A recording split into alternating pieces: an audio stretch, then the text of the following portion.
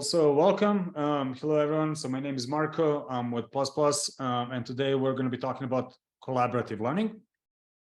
And by the way, I will be sharing this deck afterwards. So and everything's recorded as well. So you'll be getting the recording and the PDF after the talk.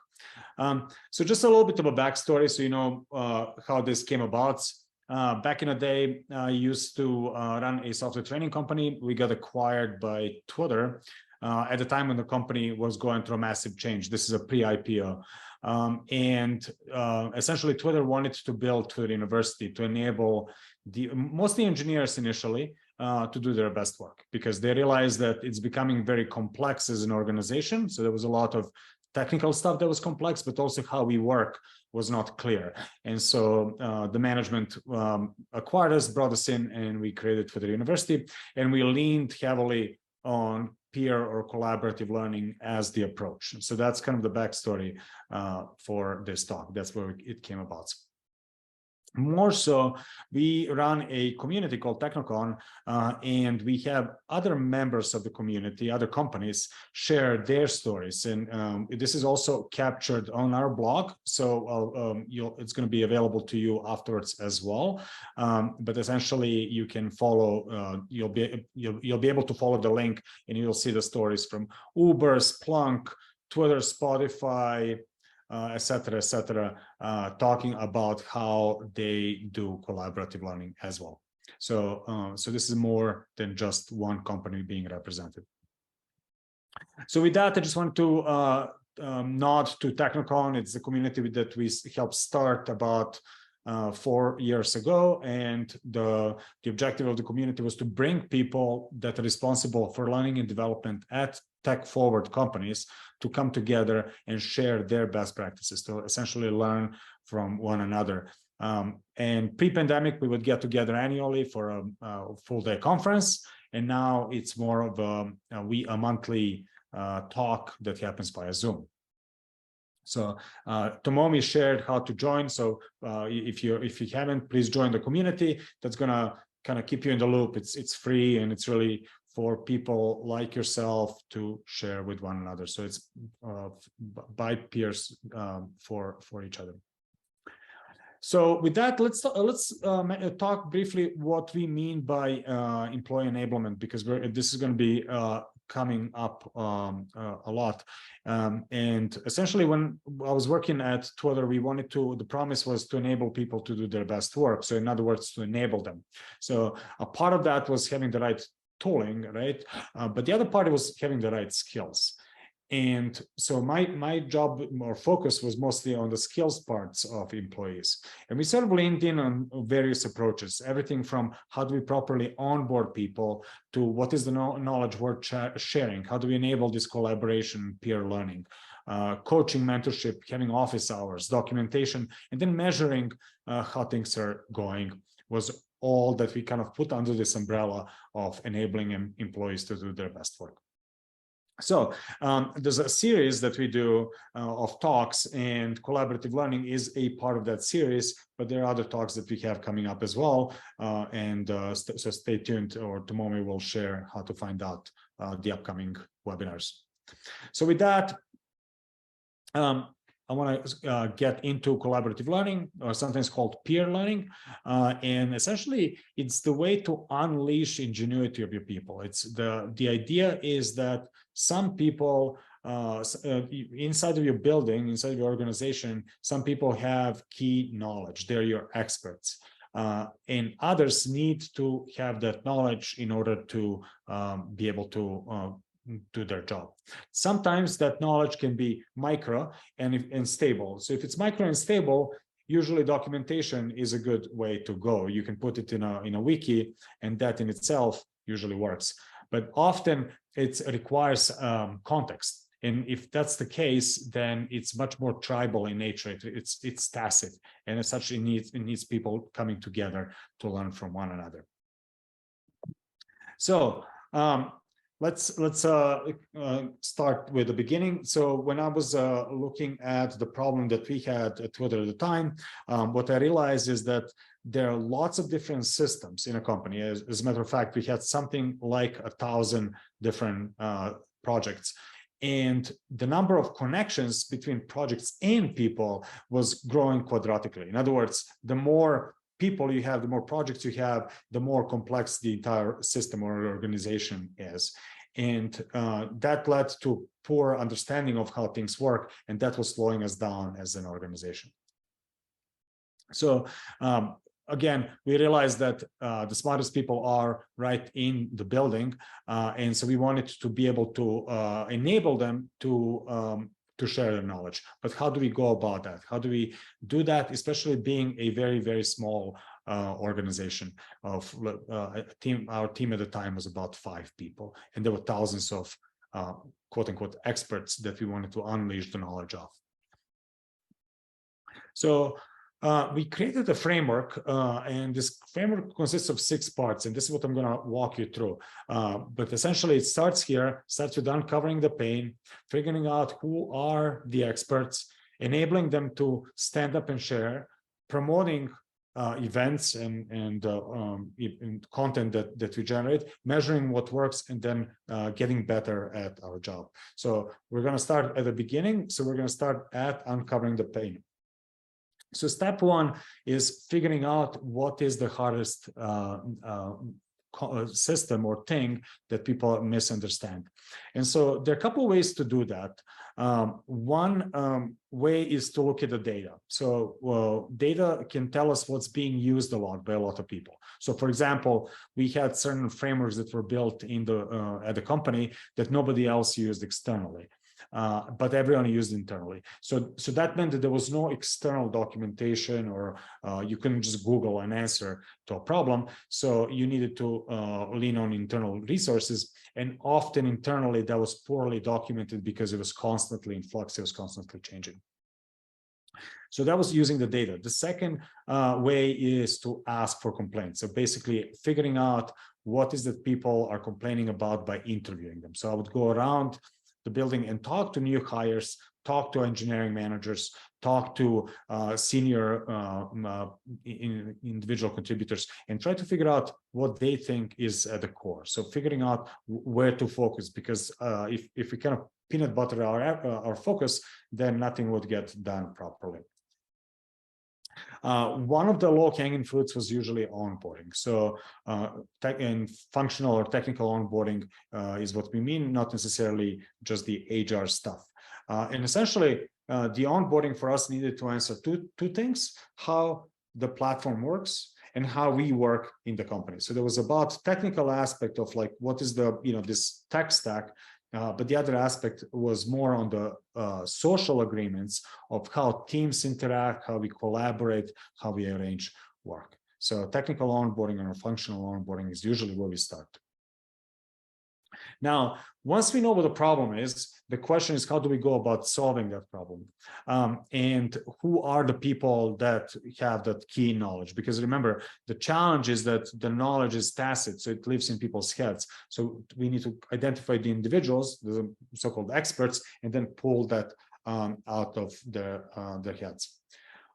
One of the things that was very surprising when I was doing this initially was how willing people are to contribute. So essentially, technical people love to share their knowledge. They just don't want to deal with mechanics of scheduling events or promoting the events, managing registrations, sending reminders, collecting the feedback, etc., etc. So as long as we removed all the friction, they were super happy to share themselves.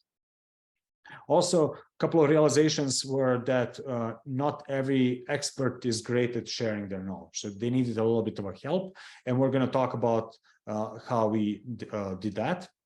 And also, one of the things that we came up with as a possible issue is that technical people are busy. Their job is to do their job, not necessarily to share their knowledge. So we needed to make it as simple and straightforward for them as possible. So who are these people and where do you find them? Well, we kind of looked at different categories of people. So for one, I always like to focus on old-timers. So old-timers are people who have been at a company for a while, and as such, they probably have a lot of institutional knowledge. They're the ones who understand why certain things are the way they are, why we made some choices, etc. And usually, so they have that key tacit knowledge worth sharing. Sometimes it's leadership. They have their perspective on where people are tripping up and what can be done, what we can do to help out. Often, also the platform owners understand where the knowledge is, because they're the ones building systems and tools that are used by everyone internally. So they usually they're at the bottom of the stack, if you will, and so they're worth talking to and figuring that out. And finally, there's squeaky wheels, people who are just not happy with how things are, and they're very opinionated. They're worth listening to, but just with a caveat that they may have their own personal agenda, so with that, listening to squeaky wheels is useful as a way to inform where to double click and where to look in for more information. Cool. So now we know what the problem is, and we know who the experts are. The next challenge is, how do we get them to actually present, right? Because remember, a great expert does not necessarily mean a great presenter. And what we did is we would basically meet with, and they're also super busy. So we would meet with them, with the experts briefly. So for half an hour initially, and just figure out, hey, what is the promise of that thing that you want to, for example, present on, right? Or share. So we would start with a promise, and then we would sort of come up with a bullet point list of what are the things that by the end of, say, a webinar or a presentation or a course or a workshop, people should walk away with. So we would identify those key points and then fill in the content for that. So filling the content can sometimes be done even on the fly. So if people are busy and don't have time to develop it, they can often, we found, whiteboard. So they can just stand up and share on a whiteboard their knowledge, because they know it intimately. So they don't need to necessarily create it, but it's good to have a journey map or key points that they want to walk through. So because people are busy both to present and to attend, what we focused on was the micro classes. So we basically would not lean on very long, say, day-long classes. Instead, we asked people to present in 1 to 2 hour sessions. So that was a much easier ask. It was much easier to squeeze into a day. Often it could be done at the lunchtime or early morning or something like that. And it was easy to stand up. So both logistically and practically, from carving that time out of people's days. So that's why we did that. And that also created the wealth of classes. So as opposed to having 1 or 2, we would have dozens of different topics being presented on, and then people could join them. Now, sometimes there's a longer arc of of knowledge that somebody needs to learn. For example, onboarding is an obvious case. And what we would do in that case is we would string together a number of micro classes into a longer arc. So then we would talk to presenters on how to present. So what we like to do is have a main sort of topic or storyline that we weave in through the entire presentation. So and it could follow a good movie or a drama type of a idea. So it basically, you would start with this is where you're at, and this is where you could be. And to get them from point A to point B, we would create challenges along the line, so along the way. So as you can tell, this is not up and to the right, but this is more of a progression, and progression could be done through creating challenges, or like, how would you solve for X and then you solve for X, and then you move for the Y, and so on and so on. So these little boxes here are really the topics that we wanted to cover, and we wanted to basically address them one by one. Robert had a question. We have found that over 2 hours is too long, similar to microlearning. We are finding 1 hour increments more impactful. Yes, exactly. And that was, I would say, 60 to 90 minutes was ideal for us as well. And one of the things that you mentioned is also refining that with the audience, and what about the topic dependency? Yes, so I'll address the topic dependency in a couple of slides. We're going to talk about how we bundled some of these things together to create a bigger whole from a set of micro presentations. So stay tuned, it's coming up. Well, once we had the content or the presentations or the workshops, we would promote them, and so that did a couple of things. First of all, it helped us gauge the interest, and so often what we would do is we would promote an event that we don't even have. So as opposed to going and asking a presenter to develop a full-fledged entire presentation, we would say, hey, let's create just the outline of your presentation, let's put it out there and pitch it, sort of like a movie would come up with a movie trailer or a poster first before they even film or complete the movie. So similarly, sometimes we would not even complete the development of a workshop if that workshop was not going to, we didn't have confidence in the interest from people. So that was a good way to kind of test it. And also it created for promotion. So we would basically create this, and we would then share it throughout the company. It helps having a system to do that, and I'll show you some ideas how to go about that as well later on. And ultimately, we wanted to measure what worked and what doesn't work in terms of our processes, but it was also important to measure it because we wanted to report to the management. So often the management wanted to know how well is training going, are people learning, what's the engagement, that sort of thing. So we focused on volume, quality, and impact.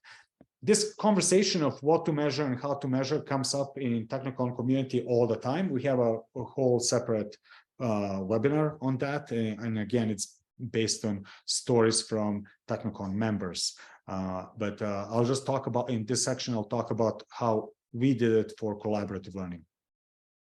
So volume, quality, and impact again. So for volume, we picked butts in seats. And the idea was basically, if employees are voting with their time and are showing up, it means that there was something that was valuable to them. So that was our main focus. So butts in seats, or hours of engagement per month usually. So that would tell us if we're delivering a specific volume. When it came to quality, this is one of the often debated questions: how do you measure quality of learning? And one of the ways to kind of do that is through Kirkpatrick's 4 levels of measuring learning impact. So level 1 is reaction, and basically happy sad faces. Do people like our training? Level 2, so we did this a lot.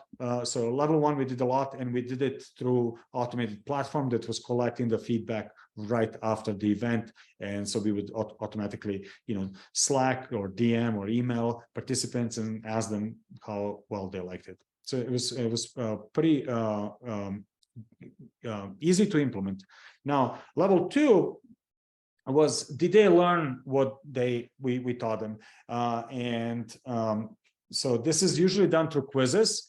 And given that we were focused on micro learning, we also did not do a lot of this, because in a micro setting, doing quizzes or doing evaluation was a little bit harder. So to be frank, we kind of skipped level 2 for the most part, except in some cases when that was either mandatory or important.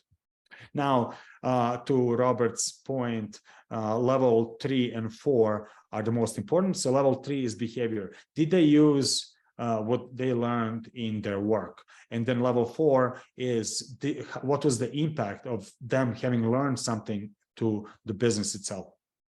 And this is usually very important and also hard to get the data.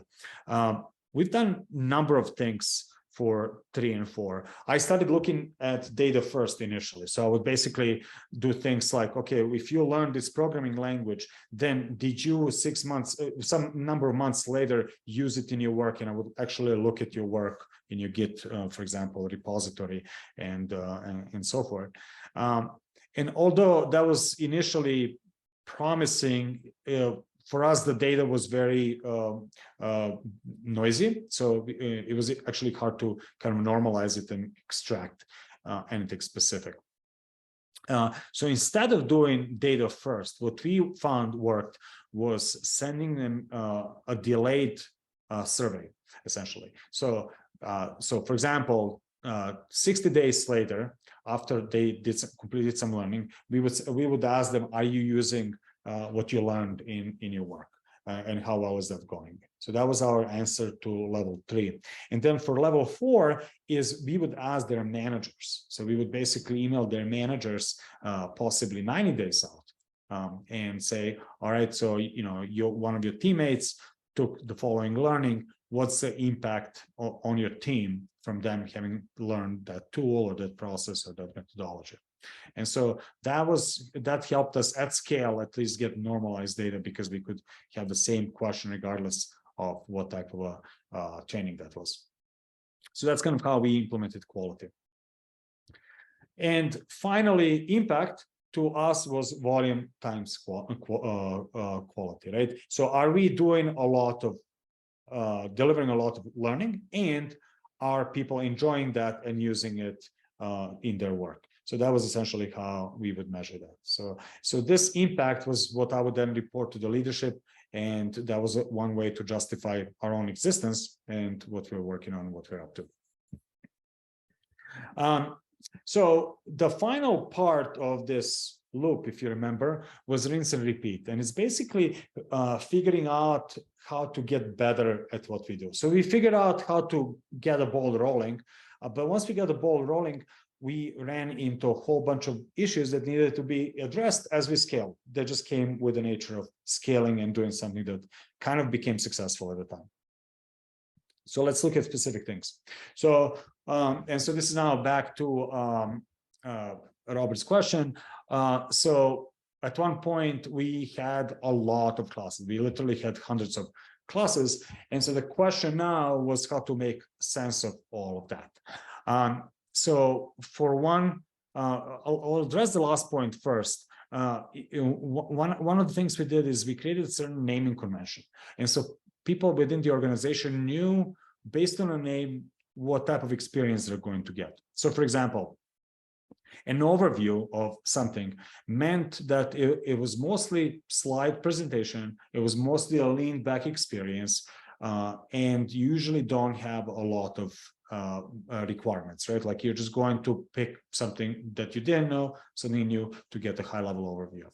And that's kind of what was expected from overview type of workshops. A taste of was the opposite.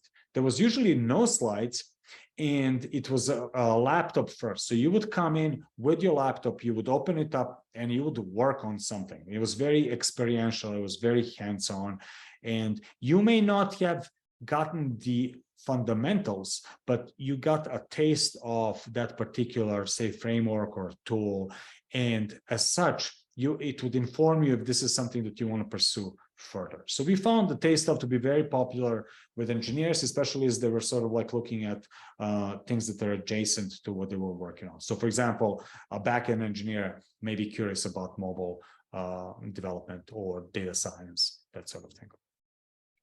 Essentials were significant learnings that sometimes span multiple days. So for example, if I didn't know Scala, but wanted to learn Scala, I'm not going to learn it in an hour or two. I probably need a day or two, right? And so what we would then do is we would string together, a couple of sessions. So it may be intro to Scala, Scala fundamentals, a taste of Scala, and then Scala at, say, Twitter. So we would kind of like create a set of mini sessions, and we would basically say, we would put them into a track, and then we would say, if you're taking this, you're expected to kind of complete them all.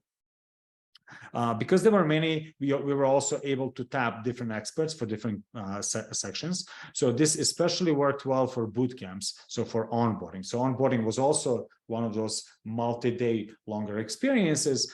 But what we did is we chunked it into mini sections, mini workshops, and each one had a different owner, for example. So for if it was about how we do, say, on-call or deployment of a service, or secure coding, etc., we could have different teams and different owners on those micro sections, yet we would pull them all together into a track, so it's one cohesive experience.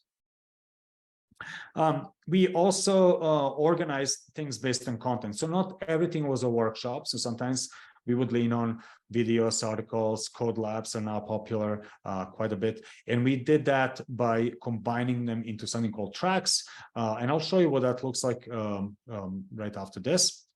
And we would also have live versus self-paced and online in person. So pre-pandemic, in-person was the main tool that we leaned on. Post-pandemic, almost everything moved to Zoom and similar. So, first we had the problem of too many classes. Then we had a problem of lots of experts. So this was now a good problem to have.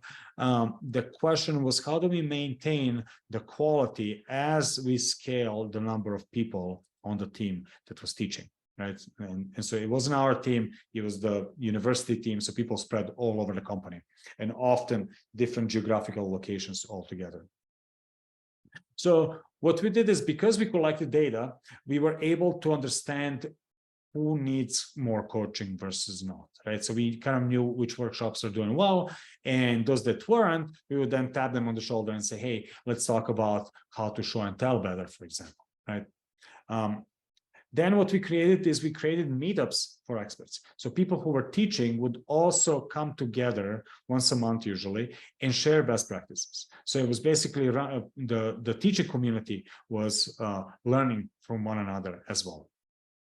And then we had the challenge of remote offices. So most tech companies tend to be lopsided toward headquarters.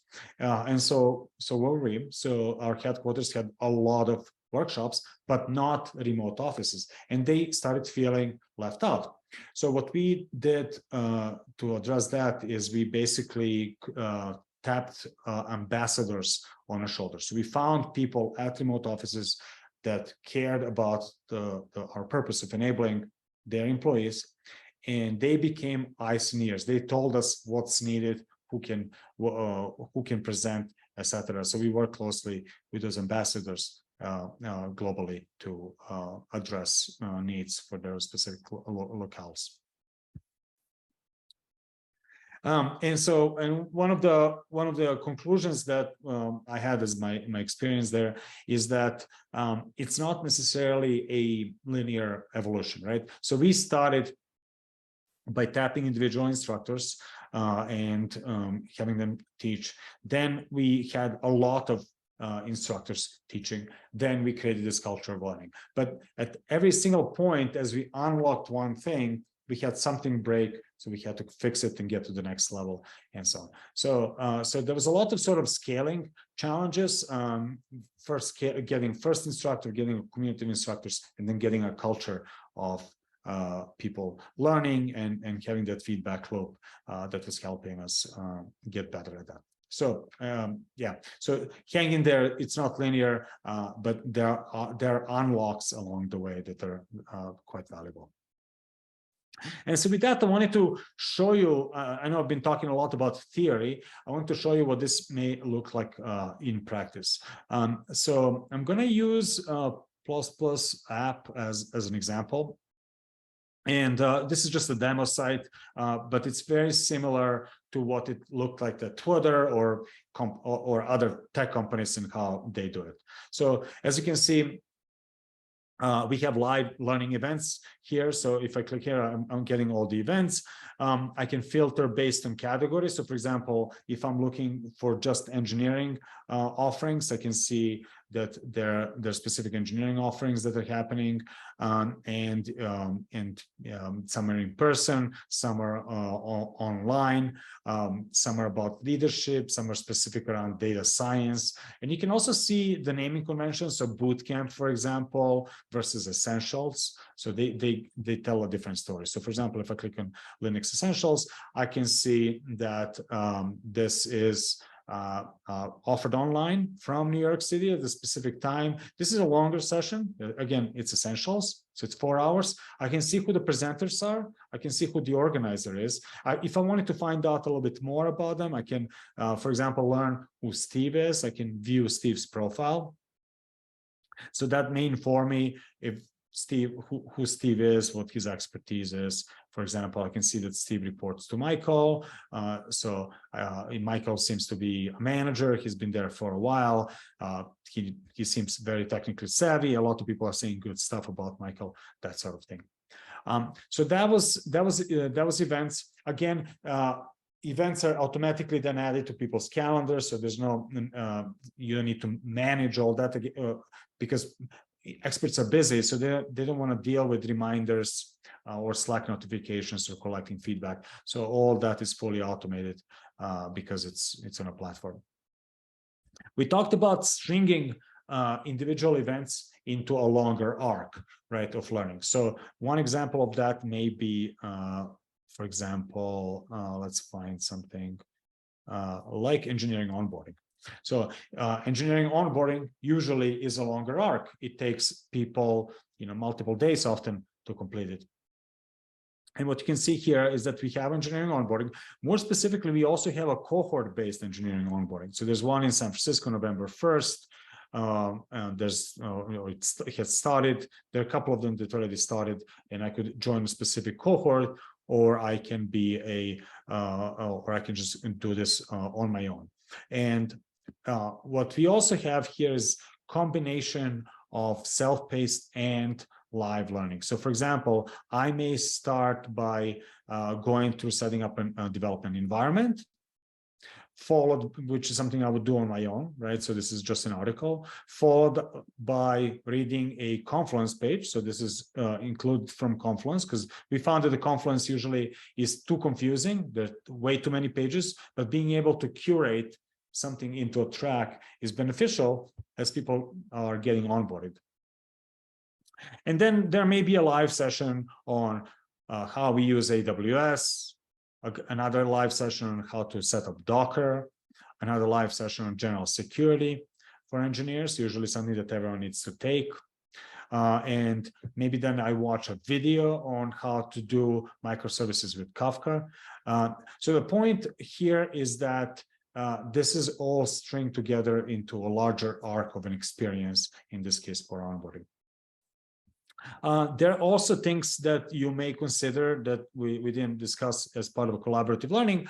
But for example, usually onboarding is not done just by acquiring knowledge. Sometimes you need a mentor. So in this case, I may go to mentorship page and be able to find the right mentor for me. So if I'm new here, this is maybe a short list of people who might be good mentors for me, or buddies sometimes. And I can then find out that Tyler is a software engineer. He seems to be one of those old timers. He's been there for a while. And I can see that Tyler has some availabilities, and I could book a session, tap him on the shoulder, and pair up with him as well. Yeah, so that's that high level. Behind the scenes, we talked about data and metrics. Super useful to be able to track how things are going, how enrollments are going, survey results, things of that nature as well. So with that, I wanted to open it up for questions. So any questions or comments on collaborative learning, the methodology, the 6 steps, and how to then possibly implement that in your organization.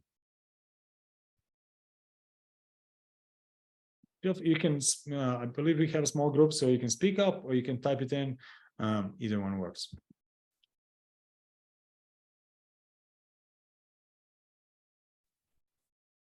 Hi, this is Priya. I was curious if I could jump in. Hi. So in my most recent org, I think one of the challenges that we've had is getting those experts to give us the time. I got a ton of pushback.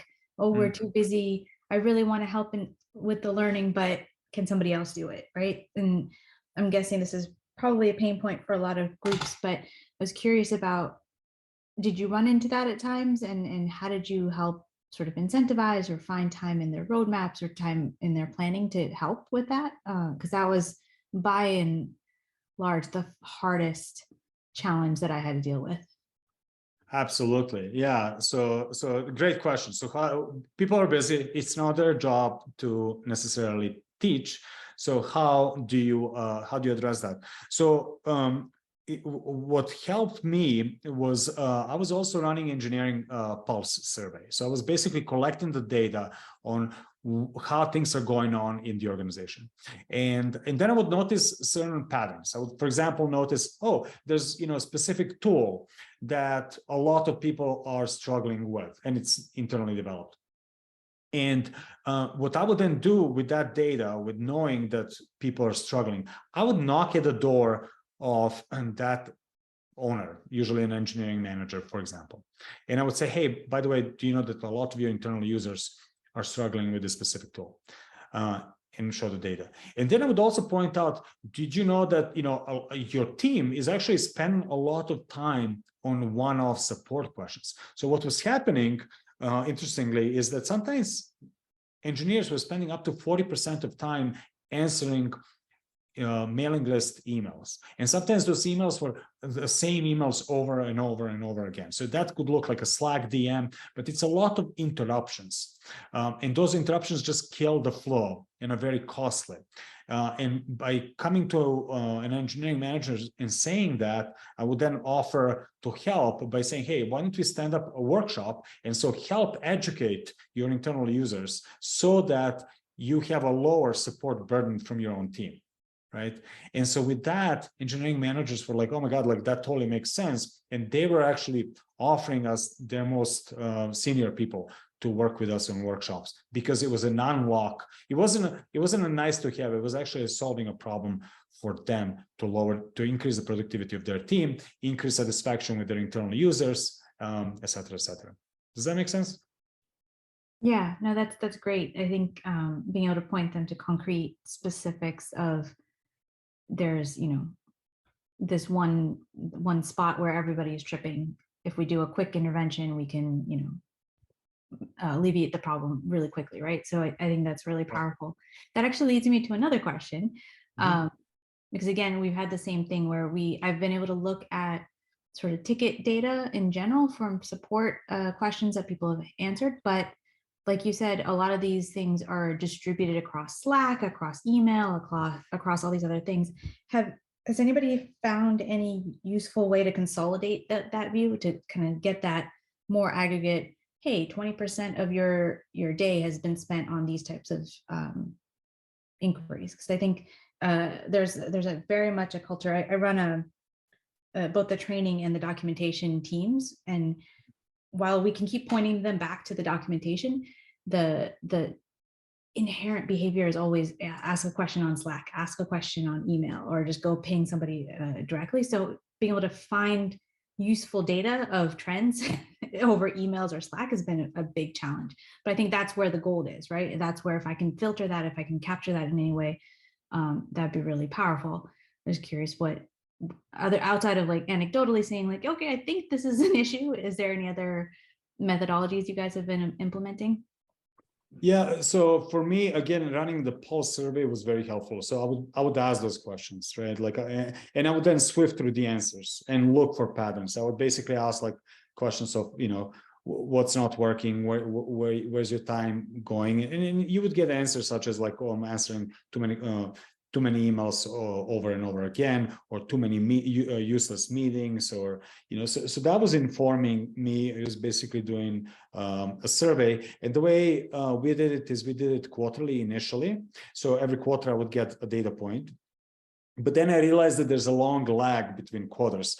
So as opposed to doing that, I started putting people into segments. Like basically I would break the org into 6 groups. So I would ask each group monthly. So I would basically get an ongoing flow of feedback on what's not working, and then focus on that. So that was one thing. Another thing that I wanted to also mention is we ended up changing our ladder. And essentially what it said is the more senior you are, the less your job is to write, for example, write code, and the more your job is to help others be great. Okay. And so what helped, so people kind of resonate with that, they kind of get it. But then the question is, how do we demonstrate that we are doing, helping others? And so we came up with something that looks like, let me show you. So for example, Tyler here. What you can see here is some stats. So for example, Tyler has contributed 39 hours of mentorship to 53 mentees, right? 53 sessions for 20 mentors. And it's been, so essentially we've been collecting data like this. So now when Tyler wanted to become say staff engineer or director or something like that, this actually went directly to the promo committee. And it was a very useful tool for them to report and say, look, I have been helping the organization, and not by improving, up leveling everyone.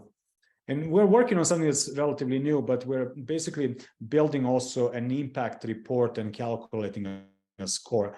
So this is something that's coming up. It's basically going to be, Tyler is going to be able to present, their impact over time. Not only that, but a manager will be able to see how impactful their team is overall in terms of various stats. So like teaching, mentoring, updating documentation, etc. So this becomes then something that you can use to kind of profile and debug teams, right? So we're working on a manager dashboard to empower that as well. So that helps with that challenge of why would people do that? Well, because it's good for business, and here's why. Here's the data. Yeah, I really like this concept. Both the just the page of the mentors and having that option to say connect with them, and then really showing that this is part of your job, or you can opt into being this as a part of your job, and but it characterizes it, gives it actual metrics that you can measure. This is really cool. I really like this concept. Yeah. Cool. Yeah, thank you. Yeah, like I said, it's great to see it per individual, and it's also great to see it for managers to see per team. That's what they're telling us they want to do. So that's one thing that we're seeing. Impact of learning is becoming more and more important at companies like Netflix, LinkedIn, etc. Like they're actually starting to look at that in addition to just the volume and the happy faces of NPS scores. So. Cool. Any other questions, comments?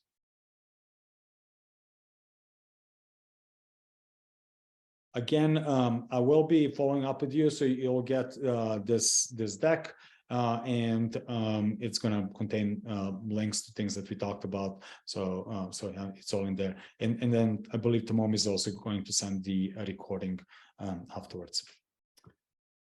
Cool. Well, with that, thank you, and hope you have a great rest of the day, and see you in the next webinar where we have a whole series.